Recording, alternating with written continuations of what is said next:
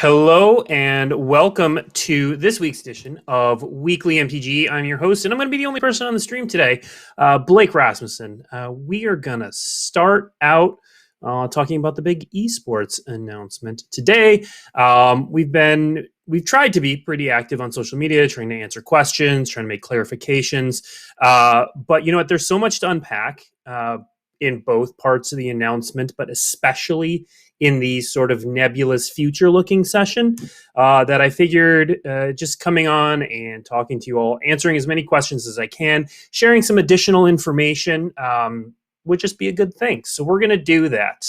We're going to spend a little bit of time, just me talking. I've got some, we've been tracking questions and thoughts all day. So I'm going to start talking through some stuff, some confusion, some questions that we've seen on social media. I'll walk through those. It just so happened that this morning I was at a meeting called The Future of Play, which was everything that you all want answers to. And so I've actually got more information that's just come today. So we'll talk a little bit more about that. It's if you're looking for details like how many events, money, that sort of thing in 2022. We don't have those today, but I have more solid information, more about our thought process, more about our decision-making process that I will go through. So we'll talk a little bit more about that. And then once I'm through that stuff, I'll just answer questions. So don't put questions in chat yet. I can't keep up with chat and do my little spiel here just yet. So I'll call for questions in a little bit, and then when that happens, we'll just have a conversation. So I want to start out just by, I'm getting a lot of really kind messages, which is great. Just saying, Blake, I feel bad for you being the face of this, blah, blah, blah. First of all, I want to be here. My job is to basically, do Magic communications, and that means I make a lot of decisions around Magic communications, which make whatever jokes you want to, but that also means I assigned myself to be on this show, and then the reason is esports is near and dear to my heart. So yesterday actually was my 7-year anniversary at Wizards of the Coast, but you probably don't know that for about 7 years before that, I was a contractor for Wizards of the Coast, doing coverage. Kind of on, like 1 weekend a month. I'd fly to a GP, I'd do coverage. That's how I made all my connections. I owe my career at Wizards of the Coast, which is broadly about communications, to Magic Organized Play. That's how I came up. That's where I came from. I have a bunch of friends in the building who came up the same way. So I care about Magic Organized Play. We had a meeting with the MPL and Rivals the other day to talk through all this. We let them know ahead of time what was coming. And I was in that meeting. Again, my job is not MPL liaison, but I know so many of those guys from so long. I don't know everybody. I haven't been I'm doing coverage for a few years now, and so I'm not familiar with a lot of the newer players, but I have a long history with a lot of these players, and so anyway, that's a long way of saying I'm here because I care about esports. I also happen to have kind of a big 360 picture here that I can go through. So let's talk about the announcement specifically. I think the bridge season itself is pretty clear. So that's the section that talks about what next season, the 2021-2022 MPL and Rivals season is going to look like. What I want to clarify and emphasize there is everything that's talked about for that season in the article is only the stuff that applies to the MPL and Rivals. So, for example, there will be arena opens during that time period. There will be other tournaments and events happening during that period. Obviously, COVID is still the big question mark that's going to hang over all of this. But I just want to make sure that everybody knows that the events that we talked about in that article are all the things that are specifically MPL and Rivals focused. So there will be other events during that period. We're not just taking that year off. That is referring only specifically to the very highest level of play. To that end, the biggest misconception that I'm seeing is that high-level play is not going away. We tweeted about this, but it wasn't clear in the article. We we didn't want to bog down the article with all the things that the future's not going to be, because it's not going to be a lot of things. It is going to be a lot of things as well. And so I just want to clarify, high level play is not going away. So things like a world championship, things like Pro Tour, Mythic Invitational level events with large prize pools and qualifying paths to get there, those aren't going away. What is going away, and what you saw from a lot of the discussion around the MPL, is the guaranteed salaries, the contracts, the appearance fees, that sort of stuff. So when people talk about being on the train or being in the pro club, or however they phrase it, it mixes kind of two of those things. One is being qualified for multiple events, and the other is being paid just for sustained success rather than individual tournament success. So individual tournament success payment, not going away. We're going to continue to do prizes and that sort of thing. Payment, so let's use the old pro system as an example. If you were platinum under the old pro system, this is before the MPL, you got effectively two important benefits. One was that Platinum had some extra benefits like hotel rooms and stuff like that. But effectively, the two big benefits were qualification for everything, and then also appearance fees. That appearance fees bucket is something that is very unlikely to definitely not going to return. That is the part that's going away. So when you see pros talking about the pro lifestyle going away, that guaranteed money is what they're talking about. What's not necessarily going away, although again, everything I'm going to say about 2022 and beyond is with a big caveat that we're still iterating on the plan. It's still being discussed and formatted and all that sort of stuff. What's not going away though are the potential to qualify and continue to qualify. If you do well in a tournament, that a big like Pro Tour level event, that may still qualify you for the next big event. Or one of the things that we started exploring prior to COVID was the concept of fractional invites. You do well enough in this tournament, you earn a quarter of an invite. You do even better next time, you earn half an invite. You add those up, you get your invite. That was obviously derailed by COVID and all the massive changes that forced upon our system. So I know for a fact one of the people working on the new system is looking really closely at fractional invites. So that sort of qualification, like being able to chain multiple events together, being able to have some sort of sustained success that continues to qualify you for those highest level events, that's going to stick around. What form it's going to take, we don't know yet. Like you're going to hear me say that a lot. We don't know. We have ideas. We're shaping everything, but we don't know yet. So in that space, other things that aren't going away, qualifying events. So we use because I'm old, because I've been around a lot, we talk about things like PTQs. So the qualifying events that lead to the bigger events. Those aren't going away. Those will continue. Sort of third-party events. So if you like things like the SCG Tour, things that MTG Melee has been doing lately, those aren't going away. What we're going to see is sort of a rebalancing of priorities. The esports and the highest level are very important, but for the longest time they kind of sucked up all the effort and resources at Wizards of the Coast, where we put a ton of effort into the Pro Tour, as we should, and as we likely will in the future, and less effort into lower levels of play. And what they want to do is rebalance that. So I'm going to talk about this presentation we had this morning. I'm going to give you a little peek behind the curtain on literally, I heard this presentation today, and I'm not going to tell you everything about it, but I'm going to give you some insights here. So the Play Studio is thinking about play in 5 categories. 5. And that's not to say all 5 are equal, but that all 5 are important and are a piece of the larger puzzle. So when I say play system, when I say organized play, I'm referring to the totality of all 5 of these things. So those are, I'm just going to name them and then I'll dive into them a little bit. And I'm sorry, chat. I see there are questions. I'm not looking at chat just yet. Hold on to your questions for a second. I will circle back to questions. Okay, so the first one is friendly play. Friendly play is what you would think of as F&M, as your friends gathering at the local store or at home even to play.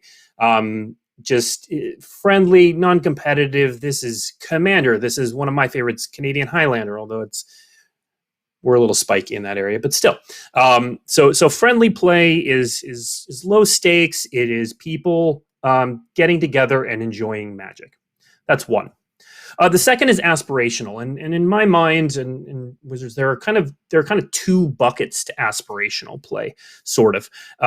One is the aspiration to reach higher levels. So a lot of what drives a section of our player base is this goal of getting to, right now, MPL Rivals, or in the past, the Pro Tour, Mythic Championships, that sort of thing. Climbing up the ladder, getting to the top, and staying there. The other bucket is kind of the more common aspirational goal, which is to have these really cool experiences at the top level or to be known in your region as things. So I'm going to tell 2 stories that sort of fit into those aspirational buckets. One is, you may not know this about me because I don't like to brag, but I'm the reigning Magic the Gathering champion for Iowa in Two-Headed Giant. Back when we had states in Two-Headed Giant, there was only like 1 year we had 200. We had Two-Headed Giant states. Myself and a guy named Matt won it, and there was a plaque. It was really cool. I still tell people that came up earlier today. That sort of aspiration is something that fills a lot of player cups. So I'll tell you kind of the skeleton of an idea going around is what if Store Champs wasn't just an event, but what if Store Champs earned you like a plaque or an etched card? And then what if you were the store champion and then we pitted the best in your store against another store? Aspirational play does not have to be aspiring to be the best of the best. It can be aspiring to be the best in your little world. In the PTQ grinder parlance, we used to talk about end bosses a lot. And end bosses were people who you might not have heard of on the Pro Tour circuit, but if you played at PTQs, you knew you were going to have to go through them in the top 8. And that sort of aspirational bit is a level we need to aspire to as well. So yeah, like interstore championships or something like that. That was an idea that was talked a little bit about this morning. The other end of aspirational is just being able to play against the best. So let me give you an example of that. Grand Prix Philadelphia, 2012, I think. Shuhei Nakamura had just won it. I had done coverage. The event ended, and then we were all stuck there because of a hurricane. A literal hurricane came over Philadelphia. We got stuck in the hotel. No flights were going up, blah, blah, blah. Anyway, so everyone from coverage and all the pros gathered in the hotel lobby and played, and we drafted and stuff. We did a 3v, and we did one 3v3 draft in particular, where it was 3 pros against 3 coverage guys. And I think one of the pros was Shuhei Nakamura. I think it was LSV and Eric Froelich. I could be wrong about Luis being there. On the coverage side, it was myself, I think Marshall Sutcliffe, and then either a Nate Price or a Tim Willoughby. Anyway, I remember it to this day because Shuhei Nakamura, who had just won a limited Grand Prix in that format, which was Return to Ravnica, I think, was sitting on my right. I opened Deathrite Shaman and then some premium, I think maybe Celestia Uncommon or something like that. And I shipped him Deathrite Shaman and hooked him into Golgari. And I ended up, coverage team lost, let's be frank. But I personally ended up going 3-0, including like beating Shuhei after he had just won the Grand Prix. That's the sort of inspirational play that a lot of people like as well. That's the experience at Grand Prix. That's the experience you got at some regional tournaments. And we do want that to capture that feeling as well. So there will be some stuff in that space. Okay, I spent a lot of time on aspirational play. So friendly play, aspirational play. The third is elite. And so that's where a lot of the conversation is coming today, is where is elite, where does elite play fit into all this? We still want elite play. Exactly what shape that's going to take is to be determined, but elite play is not going away. It is one of these 5 pillars. What you're going to see is probably some, maybe right sizing is the right way to do it. And it's more that we haven't paid enough attention to these other pillars than we need to pay less attention to elite play. So the fourth pillar is festivals. So you started to see this right as COVID hit. Command Fest, which were super successful, super well received, and honestly were like years overdue. And that sort of festival where it's just the fact that there's so many people getting together who all love the same thing and want to do the same thing. Like, that is an important part of organized play. And so we want to pay more attention to that. And then the fifth pillar is digital. And digital is exactly what it sounds like. But one of the great insights is that digital is the on-ramp for anyone, anywhere in the world, more or less, legalities in some regions aside. And so digital is a great window for high-level play. One of the things that's come out of this is people singing the praises of the Arena Open, which is a great program, not going away, not affected by any of this. And that sort of stuff continues to be more possible, that you can hang out in your home for a weekend and still get that rush of high-level play. So those are kind of the 5 pillars that the play team is working with, which is, again, I'll say it: friendly, aspirational, elite, festival, and digital. Yes. And then, okay. That is kind of what I wanted to get through. So now let's ask questions. And I'm going to take them as I see them that I can answer, which means I'm going to vamp for a sec. Pro Tour to a Giant coming, maybe. Whoa, okay, that's going fast. Let's see. Okay, I'm gonna read this question, and then I'm gonna speak towards budgets generally. Can you speak to where the money that was previously allotted to salaries is going now? So first of all, no money that was already allotted is going anywhere. As of today, I'm setting it now. The MPL will get paid the same fees in their contract in the transition season that they are being paid for this season. That's not changing. We're actually increasing the prize pools for the set championships in the transition season over this season a little bit, because there is a little bit more of that.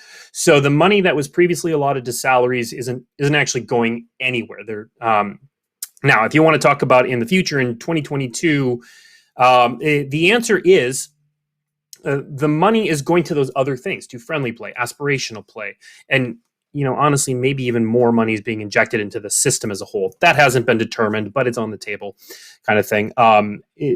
This is about a rebalancing. One of the things that we looked at in the presentation today was a pie chart, just of how many people participate in something and how much we spend on a thing, and it was just way out of whack, and mostly in that we didn't spend enough on the friendly and aspirational and festival sides of play, and we needed to get back to that. So esports is a weird thing in that we wear how much money we spend on our sleeve. Like, nobody knows how much it costs us to print cards. That's not a thing we ever talk about. Esports is a different thing, and this is not to say that we're victims of this. We've broadcast how much we had in prize pools and that sort of thing, and how much our MPL and Rivals contracts were worth.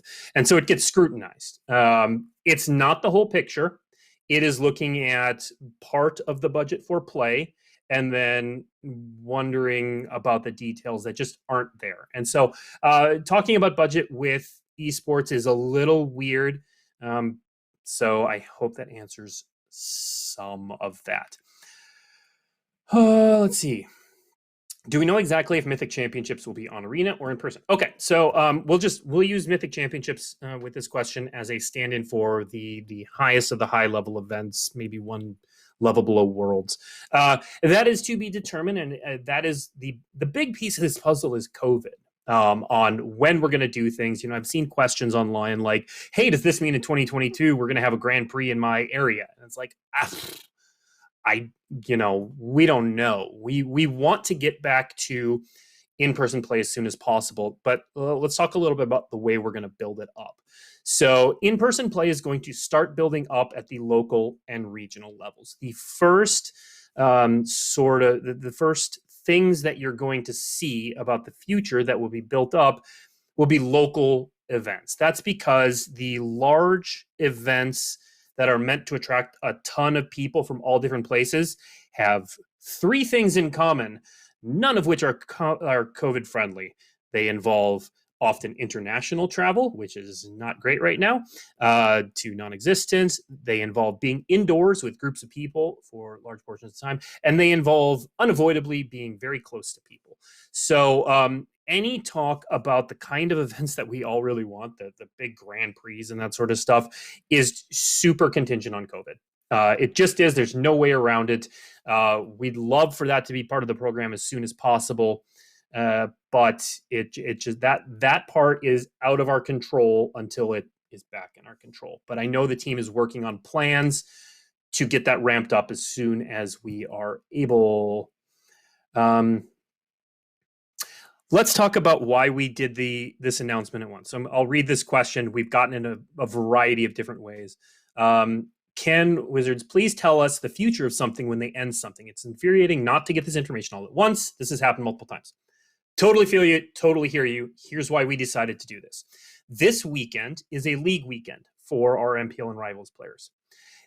This weekend also is at the point in the season where you will start qualifying for either the MPL or Rivals. Because of the money involved in being in MPL versus Rivals, people make life decisions based on qualification. If this weekend you were to qualify for the MPL and then be like, all right, this is my job now, I'm going to go quit my job. And then next, week, month, whatever, you find out that the MPL is going away in 15 months. That's devastating. And it's also a really terrible thing for us to do to people. So as soon as we knew this was happening, we looked at what is the next point at which players really need to know this information so that they can make life decisions. And this was that point as soon as we knew. So the importance of getting this announcement up was to let them know what was happening. Unfortunately, because we're 15, 16, 17 months away from the start of anything new, that plan isn't fleshed out yet. It's still being worked on. It's still being iterated on. It doesn't need to be done right now, especially if we want to do it right. So instead, we talked about kind of our vision for what we want things to be like at that point. We thought the greater good was telling people whose livelihoods were on the line what they needed to know, knowing that the future after that's a little bit nebulous. We hope it's enough lead time for people to make decisions. We did hear from several of them that they didn't like this decision. It sucked, but at least we gave them this time, and that was really our top line goal here, was to give people that notice and get that transition. Okay, let's scroll through chat some more.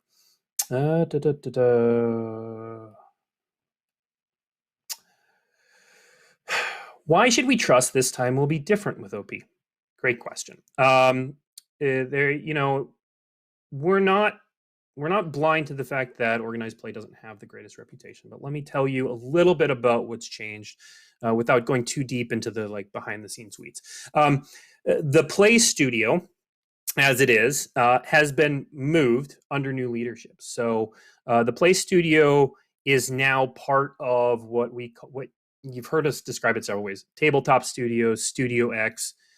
sometimes even the studio, it has been wholly moved under that. So that the studio is the teams. It's really a bunch of teams under one umbrella that make the game, that make Magic. It includes everything from the art directors to the play designers to the product designers, and everything in between. So honestly, what I will say is and I've said this earlier today, the proof will be in the pudding. You don't necessarily need to trust us that things will be better until we actually show you, and we need to show you. We do. Like, you should withhold judgment on the future of Magic organized play until you see what it is. To you, it could be good, it could be bad. I think it's good. It's not fully formed yet, but I think we're heading in the right direction.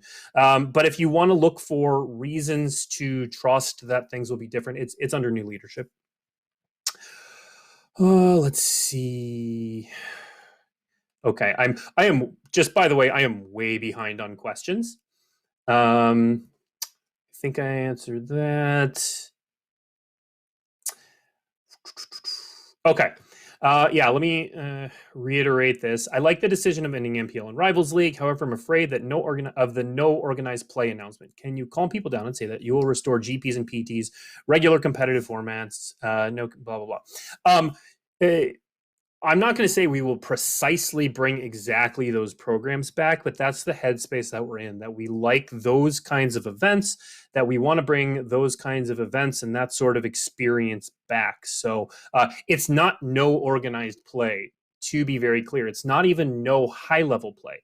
What it is there's not going to be any guaranteed salaries for that, someone in the company put it as, we're not going to subsidize the lifestyle of the top 200 players.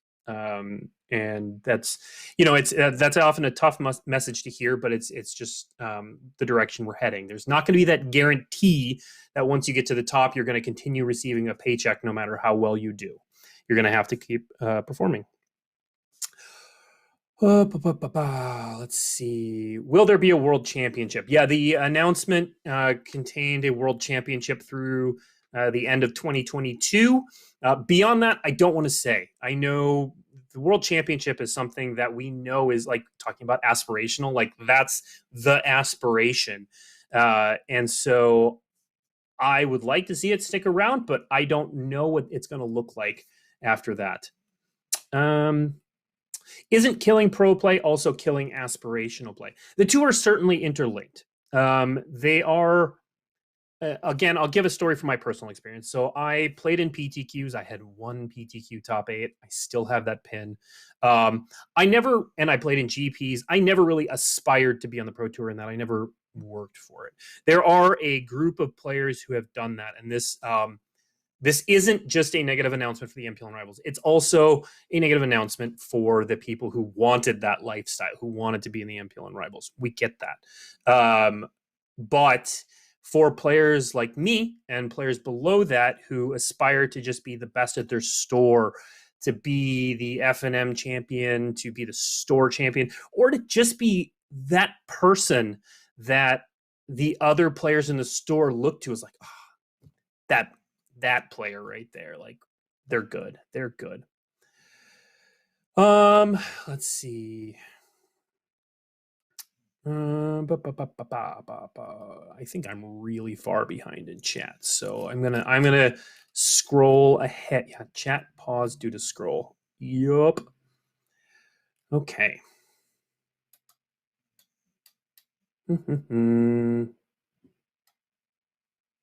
I saw some questions about the Hall of Fame. So let's talk about the Hall of Fame. The Hall of Fame is not dead. The Hall of Fame is paused. So as part of the change in studios, the Hall of Fame responsibility and scope sort of shifted. To be frank, the Hall of Fame was at one point my job. I was on a different team called Franchise for a hot second. And the idea was to take the Hall of Fame and open it up to, like, how the Major League Baseball Hall of Fame has a contributor wing. So we started to work on that. It was on my plate. I was working on it with another employee. And then I went back to communications. And creating a Hall of Fame isn't really a communications role. I have a ton on my plate, so that shifted off and got moved around a little bit. It is still very much, and it's something I help out with occasionally because, again, esports is sort of a passion product of mine. And so the Hall of Fame, I think, will come back. It will come back in a different form. Do you consider MTG Arena a finished product? In the sense, like, there's always updates to it. We literally just launched mobile, so finished in that there will be no more features. No, I don't know how else to answer that question. All right, let's. What's the reason that all of this information is coming from you right now and not in the actual article? It's not like these questions couldn't be anticipated.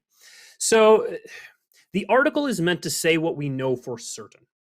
The article is meant to be a this is what we know, this is what you need to know kind of deal. The reason that the information I'm talking about right now isn't in there is because what I'm talking about right now is all very soft. Everything for 2022 and beyond is basically philosophy. So it was kind of contained under that sort of vision for the future. But I'm talking right now in a little bit more detail simply because I can give the caveat that these are not hard plans. I talk a little bit more generally. We do anticipate a lot of these questions, and so just talk about it from the communication side. When we anticipate questions like these that don't necessarily get to the heart of the issue, we create a fact. And then we use that to inform our communications throughout the day. This morning and into this afternoon, we were pretty active on Twitter. I myself jumped on Twitter, which I don't normally do, and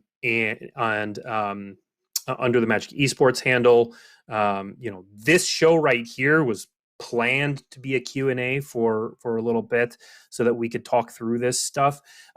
Every time we announce something, there's always going to be questions about the details that matter to some and don't matter to others. And so we try to compartmentalize that. Whether or not that is the best way to do it, I don't know. But I also don't think that a 4,000 word article that tells you what 2022 is not going to be is necessarily super helpful. And it just leads to more questions anyway. There are always questions. This is a big deal. There should be questions. It's part of the dialogue, and I'm happy to have that dialogue with you. And so I'm going to give an example of a question that's just really difficult to answer. How many large 1,000 person Magic Fest scope events does Wizards want to have in the US or the world in 2022-23? Super contingent on COVID. There's no set number, I don't think, especially since we're still building out the program.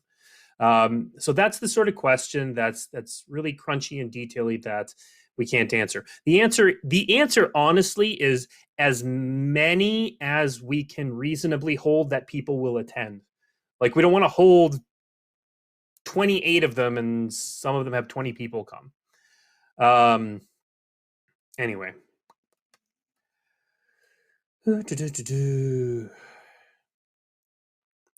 Okay, in the article, you guys said that a more open, less top-heavy system is desirable for digital players. Will these changes be felt right after the Strixhaven Championship? Right after? Probably not. This is still in the discussion phase, so they are not.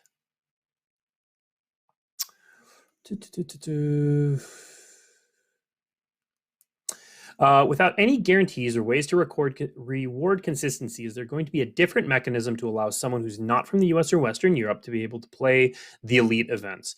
I talked a little bit about that. Digital is kind of the great equalizer in that it doesn't matter where you're from. Your laptop is in your living room or whatever. So there's going to be a renewed focus on that, where it's difficult to get these sort of big play experiences in and elite play experiences, but also the refocusing on regional events is going to help in that bit a little bit. We are not ever going to be able to solve the issue of everyone in the world everywhere being 20 miles away from a big event. And so there is a middle ground that we can strike, but I know that we're looking closely at digital as sort of that. If if you can't get to a big event but need to scratch that itch, that is a way to do it.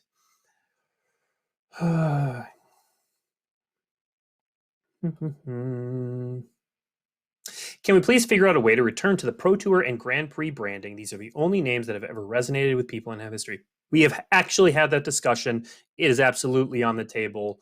It obviously, that's a little ways away, and it's not my job to actually determine that, but I have a very close working relationship with the person who is, the people who it is. And bring back store championships. That's on the table.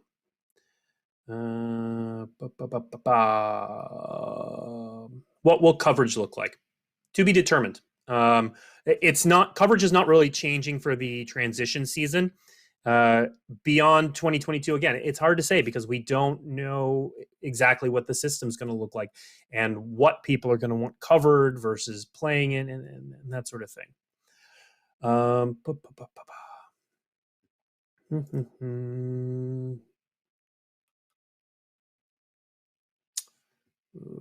Trying to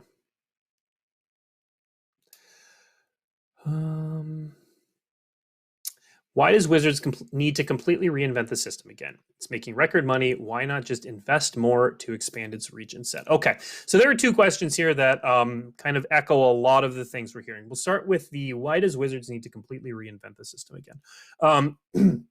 There was actually a great live podcast earlier today, Constructed Resources with Lee Scott Vargas and Andrew Beckstrom, and they actually had a really nuanced take on everything. I thought it was totally fair, whether they were criticizing us or not. And one of the things that I believe Luis said, I don't want to put words in his mouth, but I'm going to do it anyway. But that is true. Is that this system wasn't working. And changing by degrees has not worked for us in the past. No longer quoting or poorly quoting LSV. Trying to just tweak the MPL and Rivals system, it was determined wasn't going to work.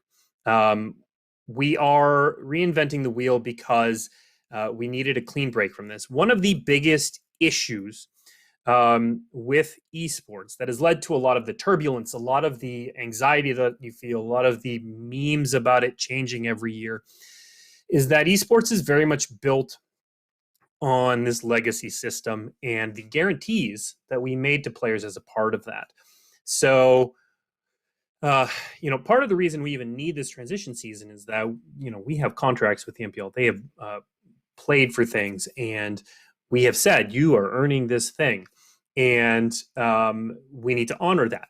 The same was true with the old pro system. Before it changed to the MPL and Rivals, they were trying internally to change things for years. And it always had to be, well, because these players are platinum, they're qualified for next year. And then they've also qualified for the first event of the year after. And so we can't change things really for 2 years. But then next year we need to tweak the system a little bit because otherwise they'll be qualifying for 2 years again. And so honestly, it needed a clean break. One of the things about the MPL, I won't say it was a bad thing, but it was a thing that is in this space. The MPL was made up of, if you were the best player, I think it was the best players in like 2017, congratulations, you're in the MPL, you're now enshrined. If you were number 33, it wasn't exactly like that, but pretty darn close. If you were number 33, sorry, you're now out of the top levels. And that was a problem for a variety of reasons. We did it for the right reasons at the time, trying to create something big, but it did create that issue.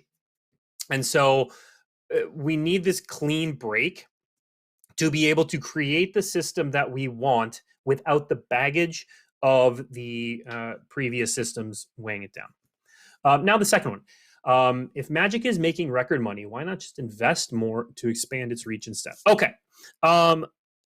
Let's talk. So there are a lot of comments that are like, "Oh, Wizards had a record-breaking year. Why not just throw more money at the problem?" A couple things. Wizards Magic the Gathering revenue has grown year over year, basically for the longest time. I think there may have been 1 year that wasn't true, but every year is a record year for Magic the Gathering because we just have pretty consistent growth. We often tout it's a record year, and it's always true. But the record is that we just keep growing. So why don't we just throw more money at the problem? Anyone who's worked in a large company will tell you that it's never that simple. It's just like, problem, throw money at it. Here's the thing. Wizard of the Coast has a bunch of challenges. It has a bunch of things it needs to do. How do you engage with the millions upon millions of players who have never played in an OP event? How do you ship product to this emerging market? How do you balance this format for modern, or balance this format for online play? How do you, et cetera, et cetera, et cetera? Every challenge, everything the company is trying to do besides just continue to crank out sets is an issue that you could just throw money at. So it's not that we have infinite dollars. It's not that organized play could just get an injection of $20 million and that would fix everything. That's just not the case. And it never will be for virtually any problem to just throw money at it.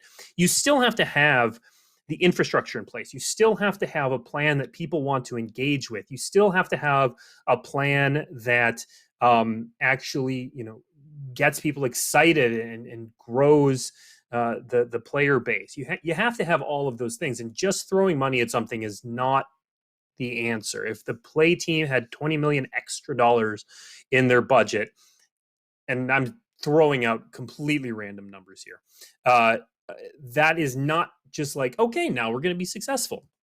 So, yes.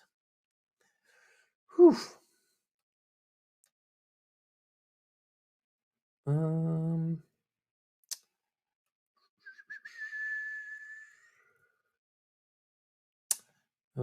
So I'm seeing people make comments about things I said, and unfortunately, while I'm spewing, I'm not necessarily looking at chat, so I don't necessarily know what comments are referring to.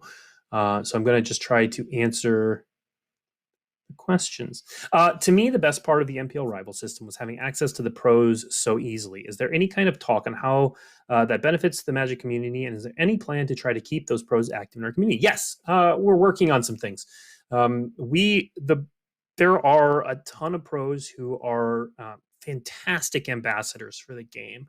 A lot of them are fantastic ambassadors because they already have their own platform, but we want to continue engaging with them. And for a long time, we've had a part of our company that deals in influencer management, essentially, just working with people in the community who make the Magic community awesome, and working with them and that sort of thing. And then we've had our esports people over here. And there's no reason that those shouldn't be intertwined. Like, Paulo Vitor Damarosa, yes, he's a pro. He's an influencer. He influences the way people think about Magic, and there's no reason for us not to think of those people in the same or similar buckets. We need a precise answer. Is arena competitive play dead? No. God, no. If anything, there will be more. It's one of those 5 pillars.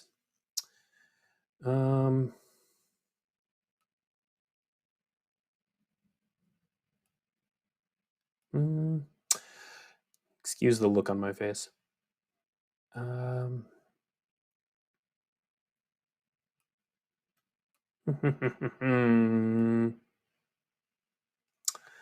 If CFB events has closed down, how will you run GPs in the future? Is there a plan for that? So for those who don't know, CFB events ran GPs for a couple years. But for those who don't know, before that, GPs were sort of decentralized, and we worked with a lot of different tournament organizers. So I'm not aware of any plan for that right now. But we work with a lot of great local organizers. Some we work with, some just do awesome things on their own too. And so I don't think that's going to go away either.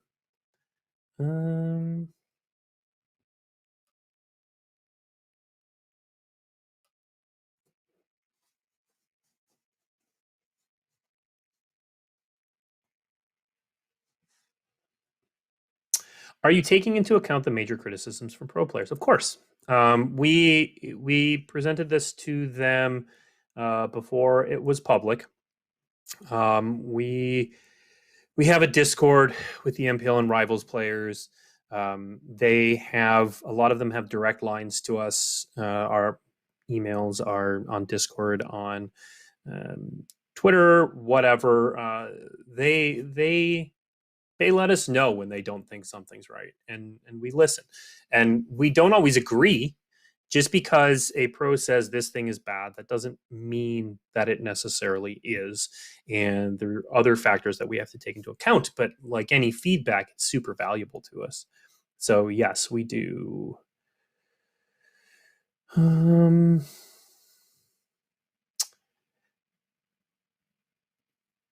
As time passes, Magic seems to be on more and more of a decline for multiple aspects. Prices, in-person play, now pro play. Can you address the game discouraging its players?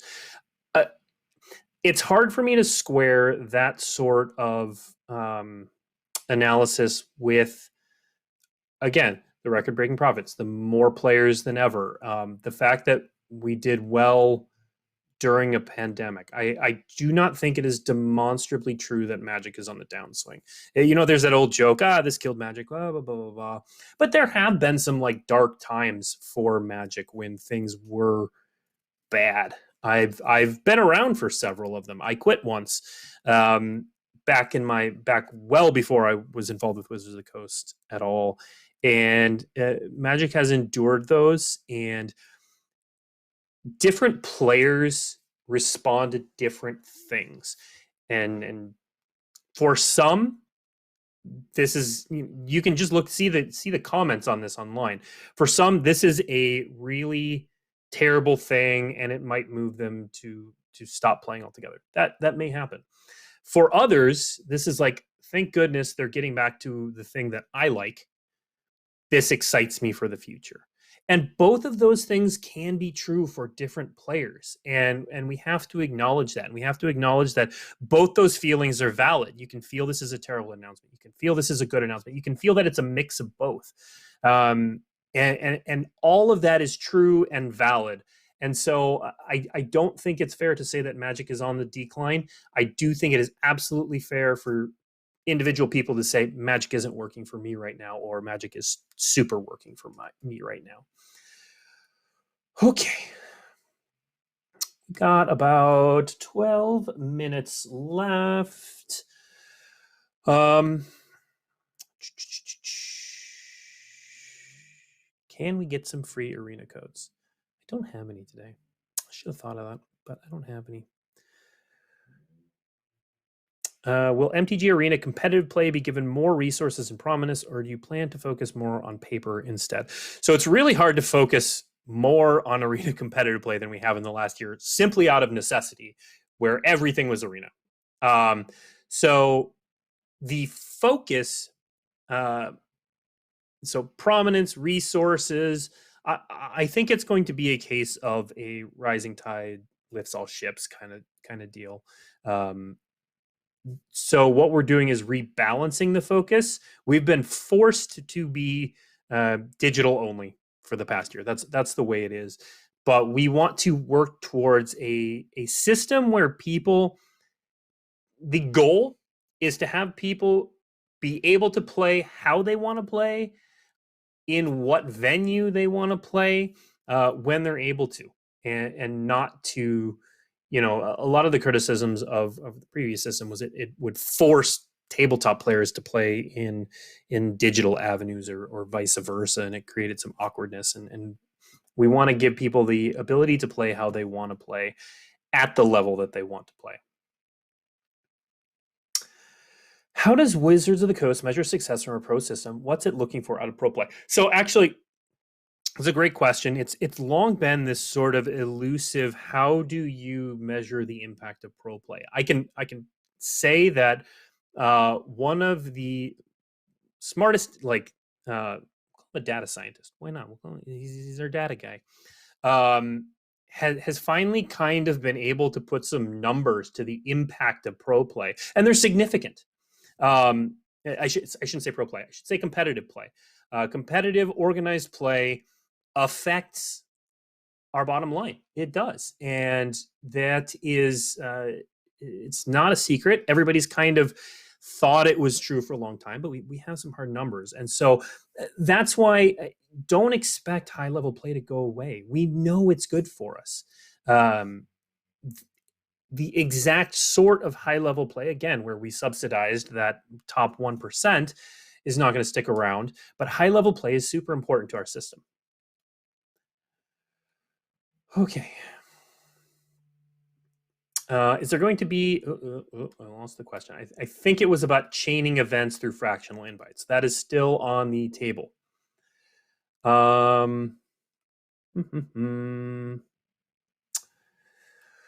So I am seeing questions that I answered earlier in the stream, and I apologize if people missed them, or if maybe I didn't articulate fully what you were asking.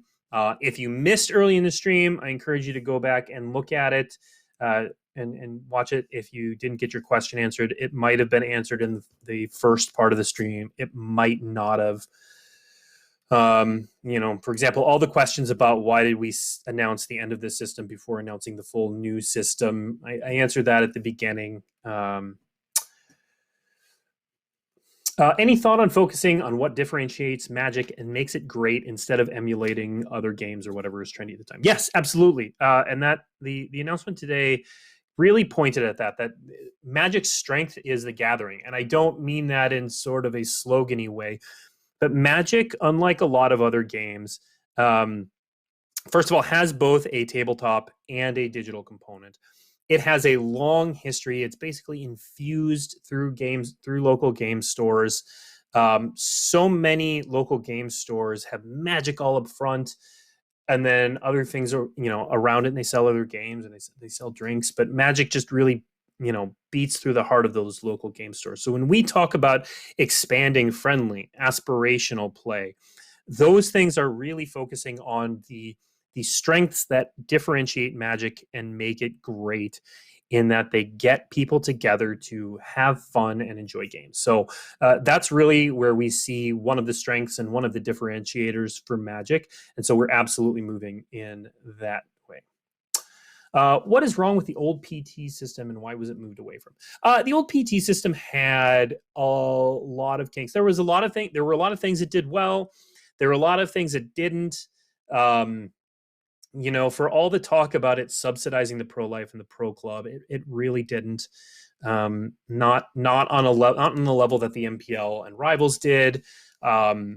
It had, like I said, a lot of legacy issues, which made it a really slow boat to turn. If we wanted to make things better the next season, we often couldn't, because we were already committed to that. Thanks for the comment on my eyebrows. So there are a lot of things to like in the old Pro Tour system, and the people who are working on the new design of the system come from that world. They are very familiar with it. You will see the influence of that old system, but things we need to keep. The world is different now. Digital play did not have nearly the influence as it does now. Things like Command Fest were... Man, I remember going to GPs, and this wasn't even that long ago. There wasn't even space set aside for Commander players. We would sit down at open tables, we'd play. Someone would come over and they'd have a side draft, and we'd move. That is a long way removed from Command Fest. And so when we look at the old Pro Tour system was a Pro Tour system. What we want to create, and what we're moving to creating, is a play system that encompasses, again, friendly, aspirational, elite, festival, digital play. It is a broader umbrella that speaks to more players.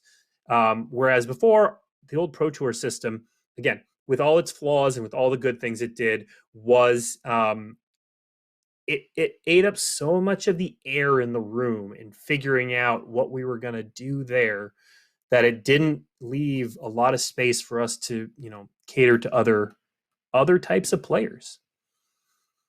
How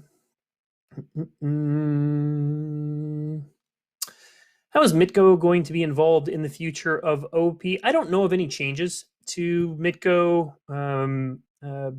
high-level play right now. Nobody's indicated there are going to be any changes with this shift, but obviously Mitko will continue to look to fit into the system and then, have its own play as well. What do you define as high-level play? That's a really great question. High-level play, we used elite play, and I'm going to pull up. Oh, I'm pulling up the presentation I saw this morning. No, you cannot see it. Okay. So elite play, high-level play, when we talk about that, we are talking about the type of events you need to qualify for, the type of events that carry with them a significant prize that makes them good, the type of events that carry with them a title. Part of the allure of the Pro Tour, of Mythic Championships, of the World Championships is that title, saying that you were Pro Tour champion, Mythic Invitational Championship, World Champion. So high level play is going to come with money. You're going to almost certainly need to qualify for it. So it's going to be a closed tournament and not open to everyone. I say that one's maybe a little fuzzy. And it's going to invite, we're not going to do high level play with Commander. It's going to invite the type of super competitive formats that we've looked at, like Standard, Modern, Draft, that sort of thing. Okay, I only have about 3. No, the Mr. Beast event was not high level play. The Mr. Beast event was cool. It's not high level play.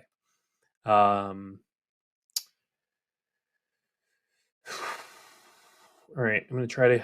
How do you reconcile? We want to keep these players as influencers, ambassadors of the game, and we don't want to subsidize them, give them a paycheck. So, first of all, it's not that we don't want to give them a paycheck.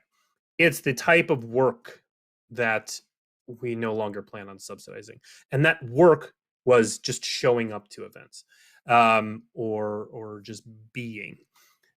After sustained play. I'm being a little pithy there. Actually, I apologize for that. That was a little too casual. But the sort of, there was an interesting article that I think came out today, maybe on Polygon.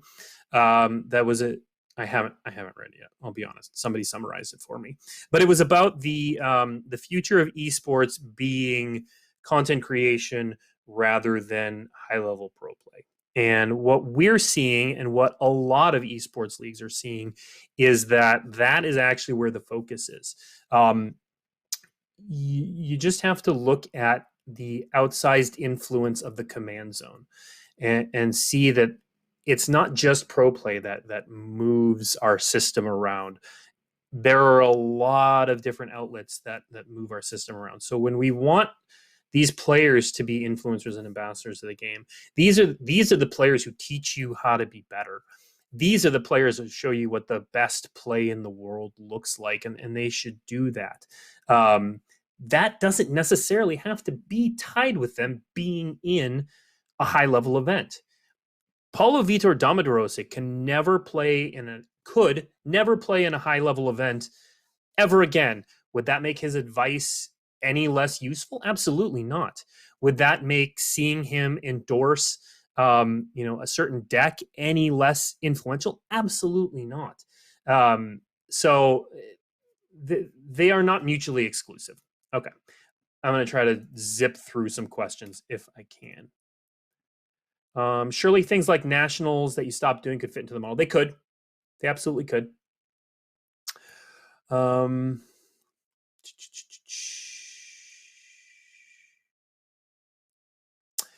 Will there be anything to aspire to beyond qualifying for individual premier events in the new system? Again, things like titles, world championships, trophies, the prize money. I mean, all of those things are aspirational. And again, the only thing that's really going away is the sort of lifestyle aspiration, which I admit is a big chunk.